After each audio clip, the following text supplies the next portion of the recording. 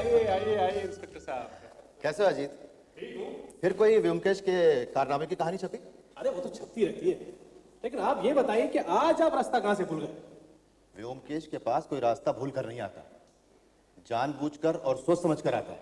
व्योमकेश है कहाँ? अरे रमनी बाबू, आप कहाँ से रास्ता भूल गए? अरे क्या बात हो गई, हंस क्यों रहे हो? हाँ? भाई हंस इसलिए रहे हैं कि जो कुछ भी मैं कहने आया हूँ उसको सुनकर कोई नहीं हंस पाएगा, इसलिए पहले से ही माहौल को हल्का कर रहे हैं। अच्छा, क्या बात हो गई? बैठिए। एक अजीब सी पहेली है साहब। किसने खून किया है मुझे मालूम है, क्यों खून किया है मुझे मालूम है, लेकिन फिर भी गुनहगार को फांसी के तख्ते पर लटका नहीं सका, क्योंकि कोई सबूत नहीं है। अरे तो पुलिस के लिए सबूत ढूंढ निकालना तो कोई मुश्किल काम नहीं है। वो बात नहीं है, लेकिन जब तक गुनहगार अपने मुंह से अपना गुनाह कबूल न कर रहे, मैं कुछ नहीं कर सकता। तो इसमें मैं क्या कर सकता हूँ? आप गुनाह कबूल करवा सकते हैं, क्योंकि आपके दिमाग में कितने ही तौर तरीके खेलते रहते हैं। अगर आप कुछ करें तो। लेकिन मामला क्या है? ये कहानी सुनील और रेबा की है। सुनील धनी माँ बाप का इकलौता लड़का है। एकमात्र पुत्र जवान होकर बिगड़ गया। लड़के को सुधारने के लिए बाप ने उसकी शादी रेबा नाम की एक सुशील लड़की से कर दी, लेकिन कोई खास फायदा नहीं हुआ। रेबा सुंदर तो है ही, पढ़ी लिखी होने के साथ साथ चतुर और बुद्धिमान भी। शादी के बाद अपने पति के रवैये को देखकर वो उससे कटकर रहने लगी और अपने ससुर के कारोबार में उनकी मदद करने लगी। धीरे धीरे करके उसने सारा कारोबार संभाल लिया, गाड़ी चलानी सीख ली, घर से दफ्तर और दफ्तर से घर, खुद गाड़ी चलाकर अपने ससुर को ले जाती थी। कुछ समय बाद ससुर का देहांत हो गया। देहांत के बाद पता चला कि उसके ससुर ने सारी संपत्ति और कारोबार रेबा के नाम वसीयत कर दी थी। संपत्ति मिलने के बाद ही रेबा ने अपने पति से कहा, तुम्हें महीने के 500 रुपए हाथ खर्च के मिलेंगे, और अगर बाजार में कोई उधार करो तो उसकी जिम्मेदार मैं नहीं रहूंगी। मैंने ये खबर अखबार में भी छपवा दी है। हाँ, अखबार में तुम्हारा ही नोटिस पढ़ रहा था। तुम्हें कुछ कहना है? नहीं, कहना तो कुछ नहीं है। पिताजी की मौत से पहले बाजार से कुछ उधार लिया था। वो सब मैंने चुका दिया है, और कुछ आएगा तो भी उसे चुका दूंगी, लेकिन आज के बाद नहीं। बस बस, फिर ठीक है। मुझे कुछ और नहीं चाहिए। मेरे लिए तो 500 रुपए काफी हैं। और मैंने 4 नौकरों की छुट्टी कर दी है। सिर्फ अन्ना रहेगी, वो सब रसोई का काम संभाल लेगी। जब तुम्हें जरूरत हो तो खाना वगैरह मांग लेना, और तुम्हें अगर अपने लिए नौकर रखना है तो अपने खर्चे से रख सकते हो। नहीं, मुझे कोई जरूरत नहीं है। ऊपर से सुनील सीधा साधा लगता है, लेकिन अंदर से महाधूर्त और चालबाज है। जब उसने देखा कि उसके बाप के मरने के बाद उनकी सारी संपत्ति रेबा के नाम हो गई है, तो उसने रेबा से कोई झगड़ा वगैरह नहीं किया। सारी बातें चुपचाप मान ली और ज्यादातर घर पर ही रहने लगा। मुझे यकीन है कि वो हर समय यही तदबीर करता होगा कि कैसे अपने पिता के जायदाद का मालिक बने। दोनों बहुत कम साथ साथ रहते हैं। दोनों के सोने का कमरा भी अलग है। एक दिन दोनों ऐसे ही साथ में थे।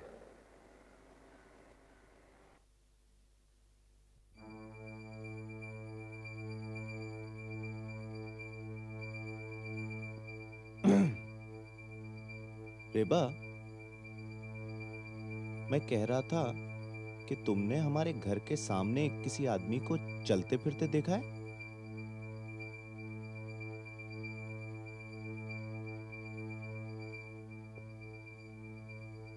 नहीं, मैंने तो कुछ गौर नहीं किया। क्यों?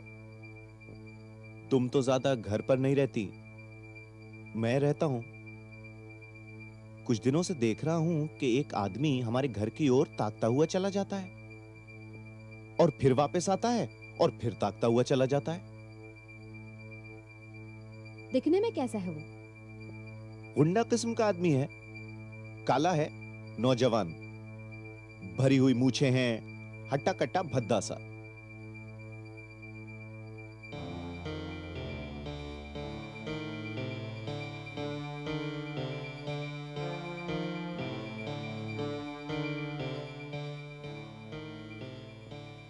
कल सुबह तुम पुलिस स्टेशन जाकर एक रिपोर्ट लिखवा दो। हमारी ये जगह कुछ दूर और सुनसान है। और अगर सचमुच कोई गुंडा किस्म का आदमी है तो पुलिस को आगाह कर देना अच्छा है। घर की मालकिन तुम ही हो, तुम ही पुलिस को इत्तला दो तो ज्यादा अच्छा होगा। और फिर वो इंस्पेक्टर भी तो तुम्हारी जिले का है, तुम्हें पहचानता भी है। लेकिन मैंने उस गुंडे को देखा ही नहीं है। अगर मुझसे कुछ हुलिया वगैरह पूछ लिया तो मैं क्या जवाब दूंगी? हाँ, ये बात तो ठीक है। खैर, हम दोनों ही चलते हैं, यही अच्छा होगा। आपका मकान शहर से कुछ दूर है, लेकिन घबराने की कोई बात नहीं। अच्छा हुआ आपने रिपोर्ट दर्ज करा दी। मैं पहरे का बंदोबस्त करता हूं। रात को पुलिस आपके मकान पर निगरानी रखेगी। बहुत बहुत धन्यवाद इंस्पेक्टर। अरे, ये तो मेरा फर्ज है। आप यहां के जाने माने घराने के आदमी हैं। मैं आपके पिताजी को बहुत अच्छी तरह जानता था। आप बेफिक्र रहिए। बस यही कहने आए थे, चलते हैं? अरे बैठिए, चाय मंगवाई है। नहीं, अभी रहने दीजिए, मुझे जरूरी काम है। 5 ही मिनट की तो बात है। कार्तिक, अरे रहने दीजिए इंस्पेक्टर, फिर कभी। ये कैसे हो सकता है? आप यहां फिर नहीं आने वाले। मैं आपको यहां आने नहीं दूंगा। ओह रेबा, तुम चाहो रुक जाओ, चाय पियो, मुझे सचमुच जरूरी काम है। इंस्पेक्टर साहब, रेबा रुक रही है, मुझे आज इजाजत दीजिए। जाएंगे आप? ठीक है फिर, नमस्ते। बस जल्दी आ जाऊंगा। शाम ढलने के पहले ही आ जाना। हाँ हाँ। गाड़ी चाहिए तो ले जाओ, आज मैं क्लब नहीं जाऊंगी। नहीं नहीं, काम नजदीक ही है, फिर घूमता घामता चला आऊंगा। नमस्ते।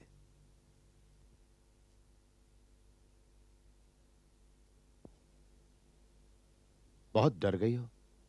सुनील से कहा कि आज शाम से पहले ही चले आना। डरने की बात ही तो है, हमारी जगह सुनसान जो है। चाय तुम बनाओगे कि मैं बना दूं? और सुनाओ रेबा, कैसी कट रही है? बस जैसी थी वैसी ही हूँ। Thank you.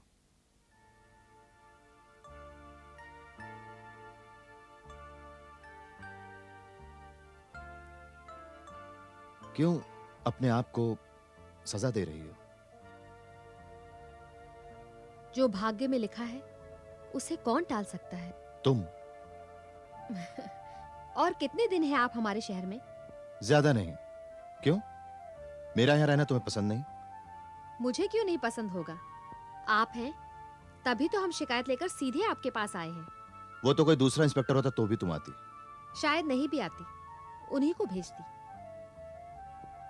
मैं चलती हूँ। तुम्हें भी कोई जरूरी काम है? नहीं, ये बात नहीं, फिर भी जाना चाहिए। आप जरा ख्याल रखना। जरूर, और कोई खास बात हो तो इत्तला करना मुझे। ठीक है।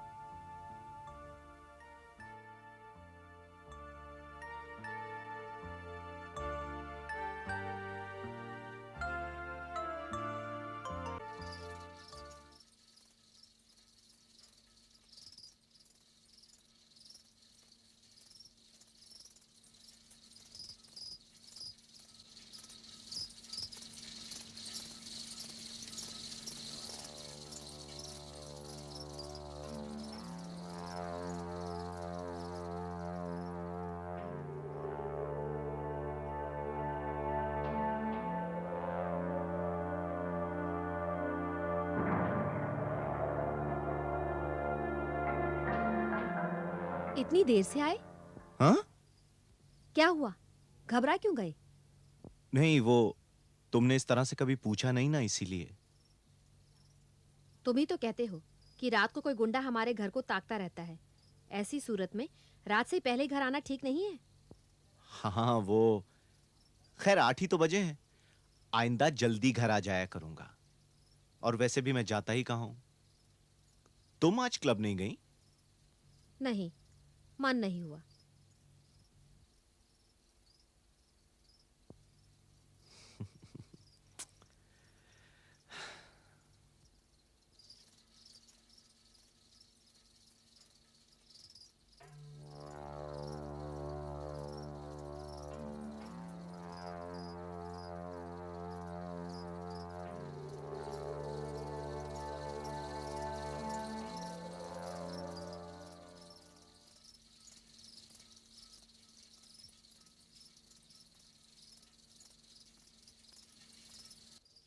पुलिस के आदमी रात में गश्त को कब निकलते हैं? क्या पता, शायद 10-11 बजे तक निकलते होंगे।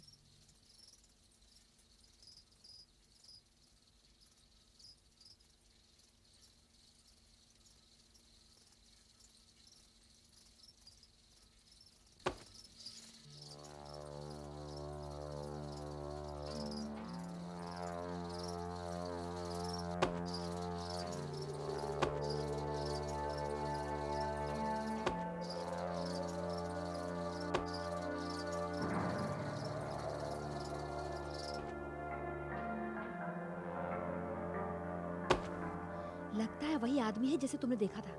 हाँ,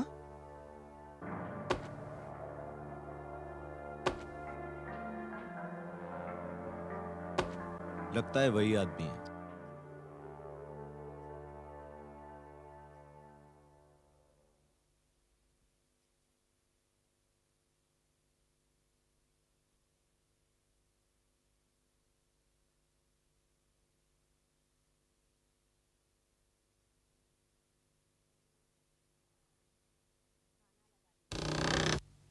खाना लगा दिया है।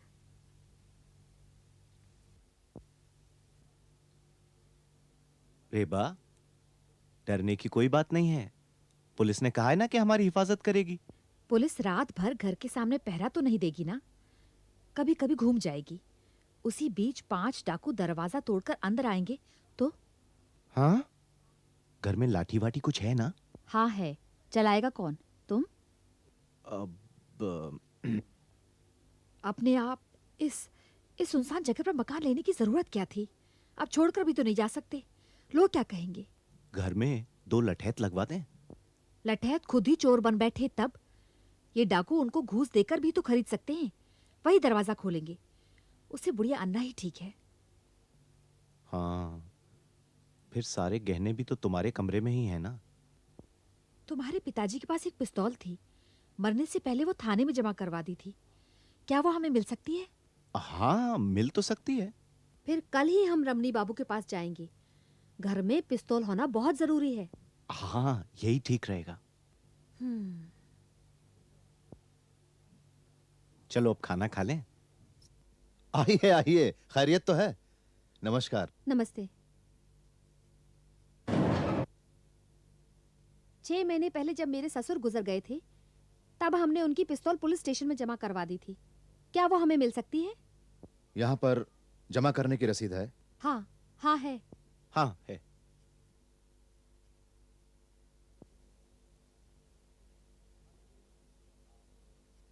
हाँ तो ठीक है, आप दरख्वास्त लिखकर दे दीजिए, पिस्तौल आपको वापस मिल जाएगी। लाइसेंस किसके नाम पर लेंगे? आपने पहले कभी पिस्तौल चलाई है? नहीं नहीं, मुझे ये सब नहीं करना है। लाइसेंस इनके नाम दीजिए। सुनील बाबू, आपने पहले कभी पिस्तौल या बंदूक चलाई है? नहीं। हाँ हाँ हाँ हाँ, बहुत दिनों पहले पिताजी की पिस्तौल छुपाकर 4-5 बार गोली चलाई थी। बचपना था। काम तो आपने गैर कानूनी किया है। जिसके नाम लाइसेंस है उसको छोड़कर और किसी को भी अस्त्र व्यवहार करने का हुक्म नहीं है। पर इमरजेंसी और विपदा की बात अलग है, तब कोई भी कुछ भी कर सकता है। ठीक है, तो आप लाइसेंस मेरे नाम पर ही बनवा दीजिए। मैं कल आपको दरखास्त लिख कर दे जाऊंगा। कल क्यों? आज ही कर दो ना। हाँ, लिख दीजिए ना। शाम को मैं आपके घर पे आऊंगा, खाली फॉर्मेलिटी के लिए तहकीकात करने। कल आपको पिस्तौल मिल जाएगा। लाइए, मैं अर्जी लिखती हूँ। ये दस्तखत कर देंगे। और जब आप आ ही रहे हैं तो 8 बजे के करीब आइए ना। उस वक्त वो गुंडा वहां से गुजरता है। हाँ। ये लीजिए।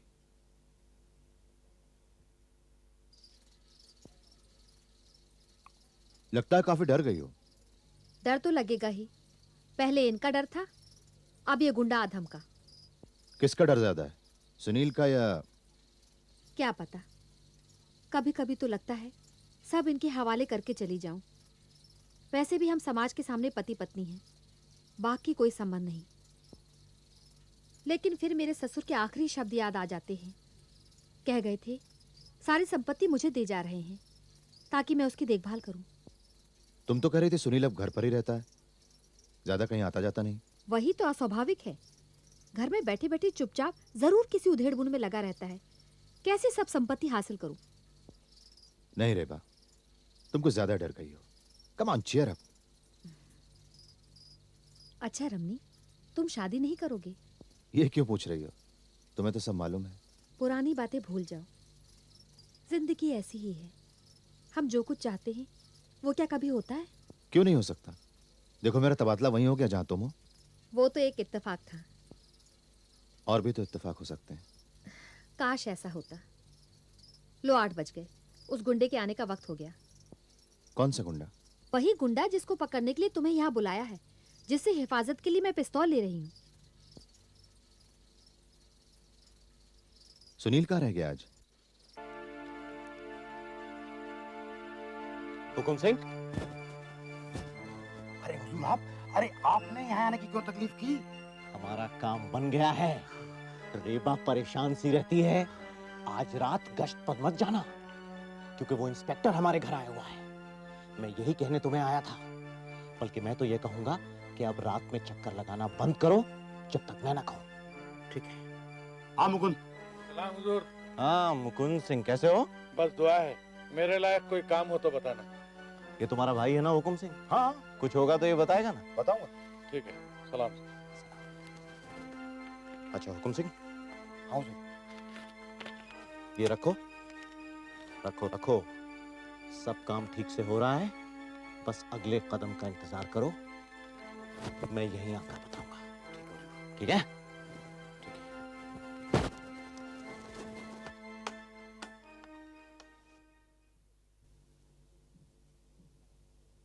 पुलिस स्टेशन से पिस्तौल और लाइसेंस तो मिल गया। रमनी बाबू ने सचमुच हमारी मदद की है। रास्ते में दुकान से कारतूस भी खरीद लाया। अरे हाँ, ये कारतूस की रसीद है और ये है लाइसेंस। इस सबको तुम अपने पास रख लो हिफाजत से। इसे मैं क्या करूंगी? तुम ही रखो, जरूरत पड़ने पर तुम्हें ही इस्तेमाल करना पड़ेगा। मैं रखूं? हाँ, लाइसेंस भी तुम्हारे नाम है। मैंने इंस्पेक्टर से यही कहा था।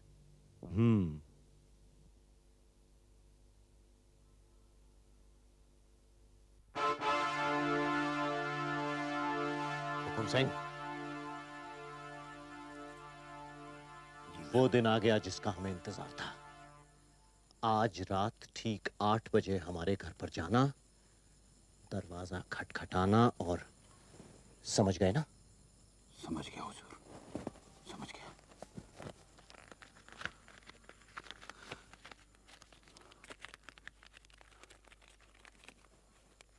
बस इतना ही है मेरे पास। रुपए देती कहाँ है मुझे? उसके जेवर जितने भी हों उसके बदन पे सारे के सारे उतार लेना। और हाँ, जायदाद मेरे नाम होने के बाद तुम्हें 10,000 रुपए और दूंगा, ठीक है ना? बहुत खूब। और हाँ, जो जो बताया है सब याद है ना? याद है, आप बेफिक्र रहिए। मैं अभी तैयार होकर अभी निकल जाता हूँ। 7:15 बजे हैं, ठीक 45 मिनट बाकी हैं। जी हुजूर।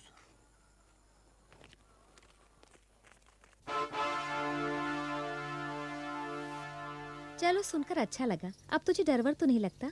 हाँ रेखा, क्या बताऊं, 2 हफ्ते पहले मेरी क्या हालत थी। इस वक्त से मैं परेशान होती थी।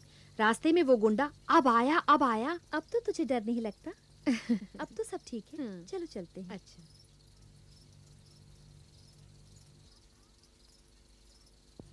अन्ना, वो कहाँ गए हैं? जब ये आई थी तभी वो चले गए। कहकर गए हैं 8 बजे आएंगे। ठीक है, तू जाकर रसोई बना, मैं जल्दी खाकर सो जाऊंगी। जी।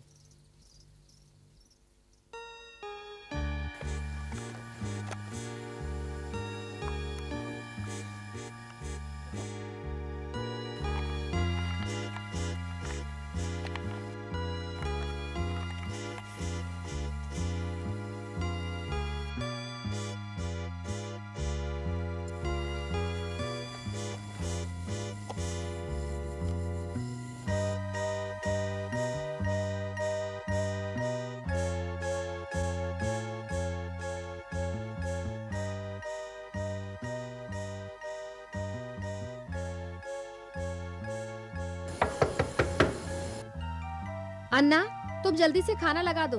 मैं दरवाजा खोलती हूँ।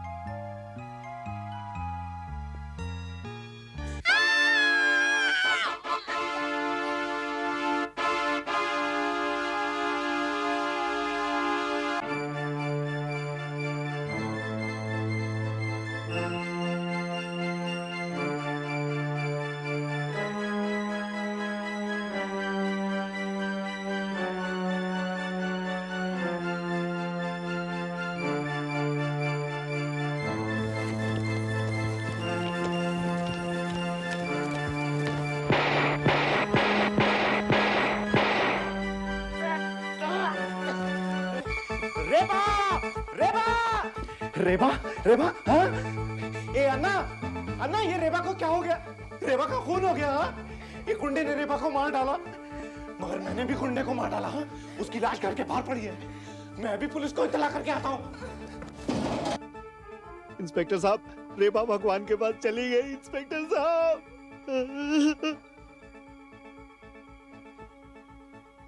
तुमने खूनी को खून करते हुए देखा? कब और कैसे? बताओ। मैं रसोई में थी, चीख सुनकर मैं बाहर आई। मैंने देखा एक खूंखार आदमी मालकिन का गला घोट रहा है। मैं बहुत डर गई, मेरे मुंह से आवाज तक नहीं निकली। फिर किसी तरह रसोई के अंदर जाकर मैंने कुंडी लगा दी। मुझे ऐसा लगा वो आदमी मुझे भी मार डालेगा। आप तब कहाँ थे? मैं भी घूमने निकला हुआ था। घर के पास आकर मैंने भी चीख सुनी। भागता हुआ मैं यहाँ आया तो मैंने देखा कि घर का दरवाजा खुला हुआ है और एक आदमी घर से बाहर निकल रहा है। मेरा सर चकरा गया इंस्पेक्टर, और मैंने तमाम गोलियां उसके सीने में उतार दी और घर के अंदर आकर देखा तो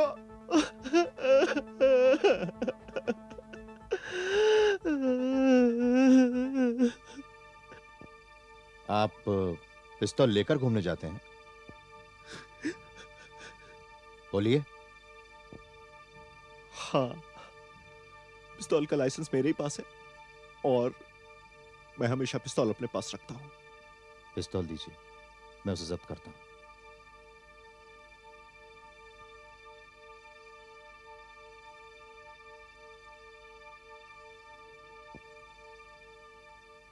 तो यह है रेबा और उसके पति सुनील की कहानी। मैंने आपको तरतीबवार सब सुना दिया, जैसा कि सब हुआ होगा। सुनील बेवकूफ तो है, लेकिन साथ साथ में अकलमंद भी है। हकीकत तो यह है कि हुकुम सिंह उसके घर में घुसा, उसने उसकी पत्नी की हत्या की और उसके सारे जेवर लूटे। इसलिए हुकुम सिंह का खून करने का हक सुनील का बनता है। उसने एक ईंट से दो चिड़ियां मारी, अपने पिता की सारी जायदाद हथिया ली और अपने कुकर्म के एकमात्र गवाह हुकुम सिंह को अपने रास्ते से हटा दिया। रेबा की कोई वसीयत थी नहीं, इसलिए उसके गुजर जाने के बाद कानूनन वही मालिक बन बैठा। कोई रास्ता निकाले व्यंकेश बाबू। जब भी सुनील को देखता हूं तो यही लगता है कि इतना बड़ा धूर्त और बदमाश कानून को अंगूठा दिखाकर धड़ल्ले से मजे उड़ा रहा है। यह बात हजम नहीं होती।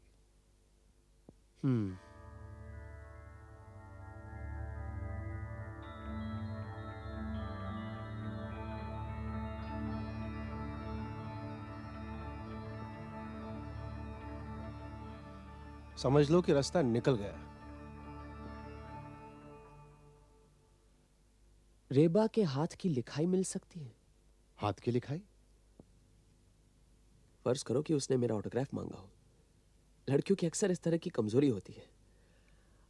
अगर हम ये समझ लें कि रेबा ने मुझे 6 महीने पहले खत लिखा हो मेरा ऑटोग्राफ मांगने के लिए, और साथ ही साथ उसने ये भी लिखा हो कि उसका पति संपत्ति के लिए उसका खून करना चाहता है। अकस्मात अगर उसकी मौत हो जाए तो मैं उसके खून की छानबीन करूं। समझा। मतलब कि आप एक फर्जी खत तैयार करवाएंगे, उसे सुनील को दिखाएंगे और फिर उसका जुर्म कबूल करवाएंगे। हाँ, जुर्म कबूल करवाने की कोशिश तो करूंगा। अगर डर के मारे वो जुर्म कबूल करेगा तो ही तो पकड़ा जाएगा। ठीक है, मैं कैसे भी करके रेबा के हाथ की लिखाई हासिल करता हूं। और कुछ? रेबा का कोई निजी लेटर पैड था? वो भी ले आऊंगा। और एक टेप रिकॉर्डर। जब सुनील बाबू अपना बयान दे तो रिकॉर्ड करना जरूरी है, सबूत के तौर पर। ठीक है, मैं सब ले आऊंगा। मैं आज ही से लग जाता हूं। ठीक।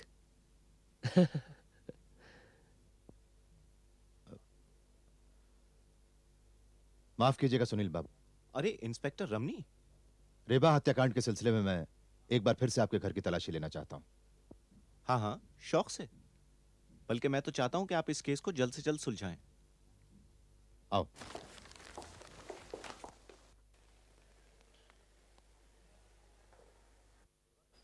हाथ की लिखाई। जी, रेवा के हाथ का लिखा हुआ पत्र है। और टेप रिकॉर्डर? वो भी मिल गया है। चलिए बस उसे भी ले आइए, शुभ काम में देरी नहीं करनी चाहिए। मैं आपको एक और चिट्ठी लिख कर देता हूँ, उसे आप किसी के हाथों सुनील बाबू के यहाँ भिजवा दीजिएगा। ठीक है। अजी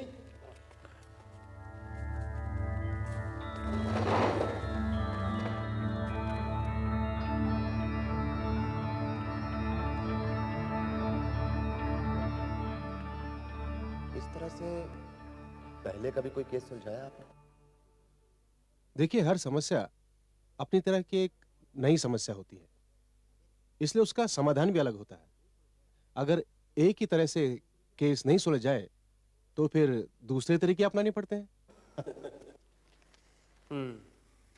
ये सुनो तो। प्रिय सुनील बाबू, आपकी पत्नी से जान पहचान पत्रालाप से हुई थी। सुना है उनका स्वर्गवास हो गया। सुनकर बहुत दुख हुआ। मैं कुछ दिनों से इस शहर में एक डाक बंगले में रह रहा हूँ।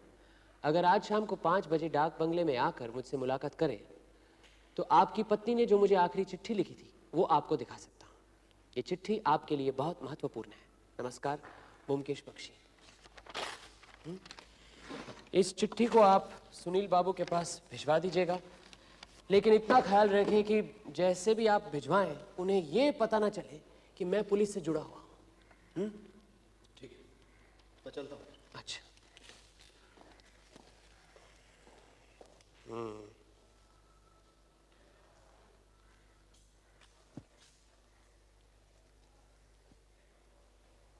क्या लिखा है?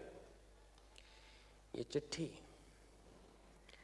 इसको कहीं बीच में से फाड़ा गया है, लेकिन आज ही न सिर है न पांव, ये सोच रहा हूं। जो ये टुकड़ा मिला है उसमें लिखा क्या है? लिखा है, पत्नी की तरफ अगर पति का कोई कर्तव्य न हो तो पति की तरफ पत्नी क्यों कर्तव्य परायण बनी रहे। हम आज के जमाने के लोग हैं, हम क्यों पुरानी रीति रिवाजों में जकड़े रहें।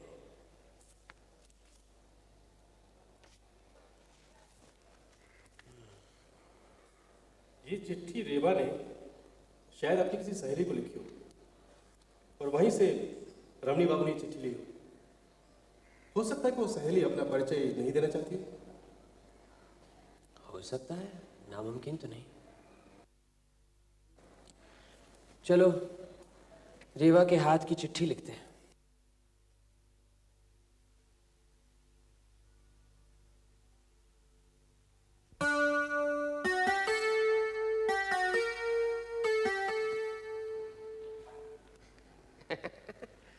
अजीत, लो इसे पढ़ो। श्रद्धेय ब्योमकेश बाबू, आपकी चिट्ठी और ऑटोग्राफ वाली फोटो पाकर इतनी खुशी हुई कि क्या बताऊं। आपकी उदारता देखकर मैं भी अपनी कुछ बातें आपको लिखने का साहस कर रही हूं। आशा है आप मुझे क्षमा करेंगे। मेरे पति कुछ कम अक्ल के और चरित्रहीन हैं।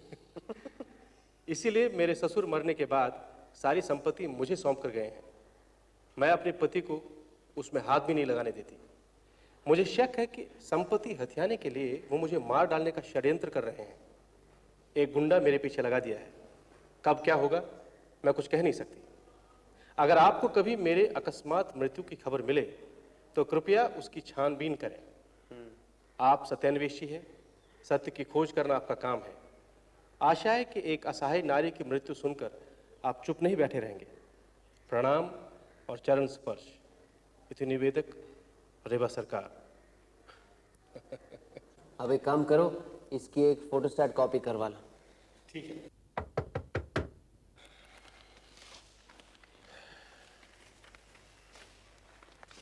अरे आइए आइए इंस्पेक्टर, आइए। आ जाओ वीरेन, तुम अंदर वाले कमरे में जाकर सब फिट कर दो। जी सर। फिलहाल तो सब ठीक ठाक है। आपने चिट्ठी भिजवा दी? भिजवा दी है।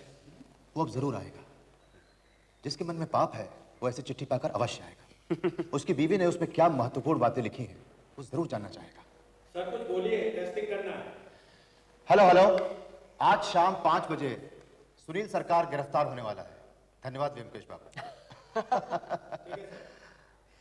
आपको क्या करना है मैं आपको बता देता हूँ। आप और बीरेन उस बेडरूम में छुपे हुए होंगे ताकि सुनील बाबू को यह पता न चले कि पुलिस भी इसमें शामिल है। अजीत बाबू और मैं यहीं बैठक में होंगे। जब सुनील बाबू आएंगे, जब वो अपना बयान दे रहे होंगे, तो आप उचित वक्त पर चले आइएगा।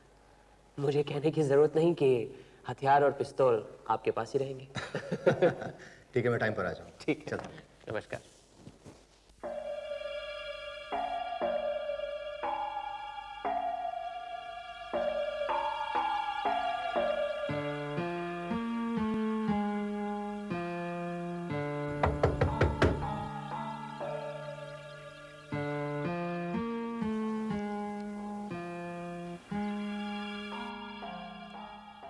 व्योमकेश बाबू,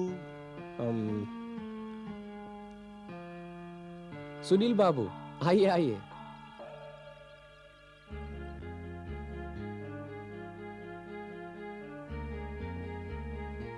कहिए सुनील बाबू। चिट्ठी। ऊंचे दर्जे के कलाकार हैं, अच्छा नाटक कर रहे हैं, लेकिन आप अपने आप को जितना भोला भाला दिखा रहे हैं उतने बेवकूफ आप हैं नहीं। बैठिए। क्या क्या कह रहे हैं आप? कुछ नहीं। जब आपने बेवकूफी का नाटक करने की ठानी लिया तो उस पर बहस करने की क्या जरूरत है। सीधे मुद्दे की बात पर आता हूं। सुनील बाबू, मुझे सब पता लग चुका है। आपने अपनी पिता की संपत्ति को हासिल करने के लिए 2 खून किए हैं। पहले आपने हुकुम सिंह द्वारा अपनी पत्नी का खून करवाया, फिर आपने अपनी पिस्तौल से हुकुम सिंह को भी उड़ा दिया। वो तो आपके षड्यंत्र का साथी था, इसीलिए उसे रास्ते से हटाना बहुत जरूरी था। आज अगर जिंदा होता तो जरूर आपका शोषण करता। एक तीर से 2 शिकार किया आपने। क्यों, मैं ठीक कह रहा हूं ना? ये क्या कह रहे हैं आप? रेबा को एक गुंडे ने, जिसका नाम हुकुम सिंह है, गला घोट कर मारा है। अन्ना को मालूम है, उसने अपनी आंखों से देखा है। सुना आपने? रेबा को हुकुम सिंह ने मारा है। हुकुम सिंह भाड़े का आदमी था, उसे तो आपने पैसे देकर काम करवाया है। जी नहीं, ये सब झूठ है। वो खून मैंने नहीं करवाया। रेबा मेरी पत्नी थी, मैं उससे प्यार किया करता था। रेबा से आप कितना प्यार करते थे, इसका सबूत मेरी जेब में है।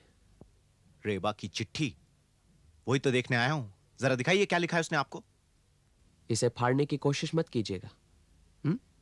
ये फोटोस्टैट कॉपी है, असली चिट्ठी मेरे पास सुरक्षित है।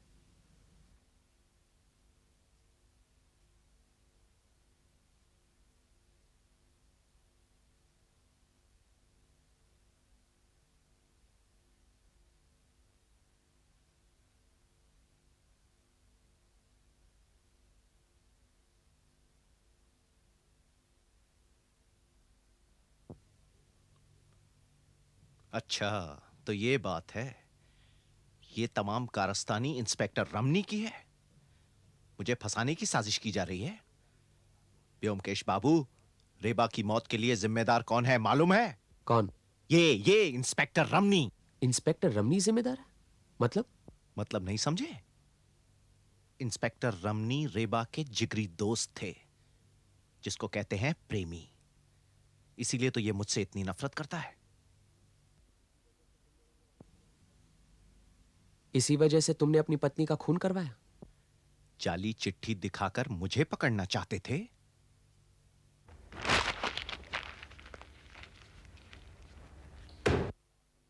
मगर सुनील सरकार को पकड़ना इतना आसान नहीं है। अगर हिम्मत है तो मुझे गिरफ्तार करिए, फिर मैं भी देखता हूं। कानून मुझे भी आता है। सुनिए,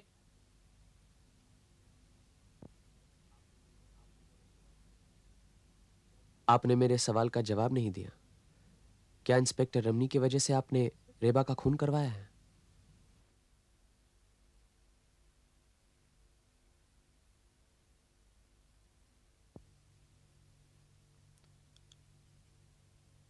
हां, इसी वजह से।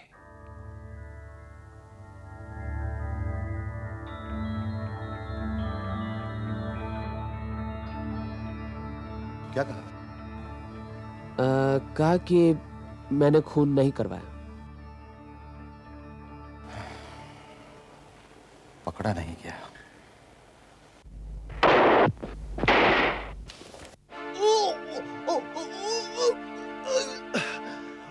मुकुंद सिंह।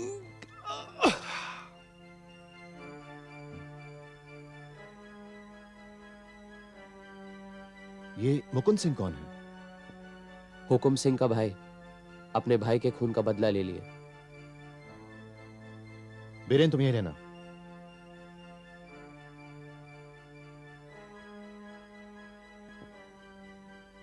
सुनील ने कानून को धोखा जरूर दिया, लेकिन होनी को टाल नहीं सका।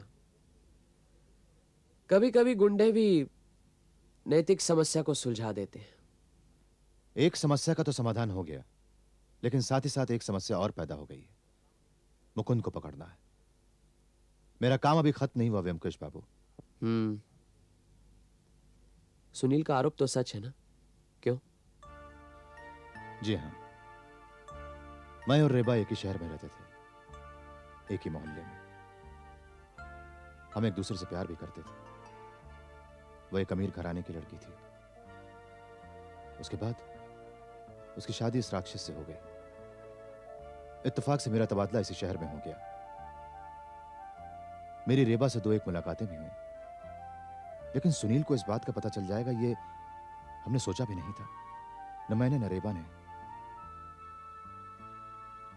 फिर रेबा के गुजर जाने के बाद मेरे दिल में बदले की आदत उठी। मैंने आपकी मदद भी ली, लेकिन वो जो चिट्ठी का टुकड़ा दिया था आपने, वो चिट्ठी रेबा ने आपको लिखी थी? जी हाँ, हमारी मुलाकातें ज्यादा नहीं हुआ करती थी। वो अक्सर चिट्ठियां लिखकर मुझे अपना मन हल्का कर लिया करती थी। खैर, अब वो टेप रिकॉर्डर में दर्ज किए बयान का क्या करें? क्या किया जाए, मिटा दीजिए।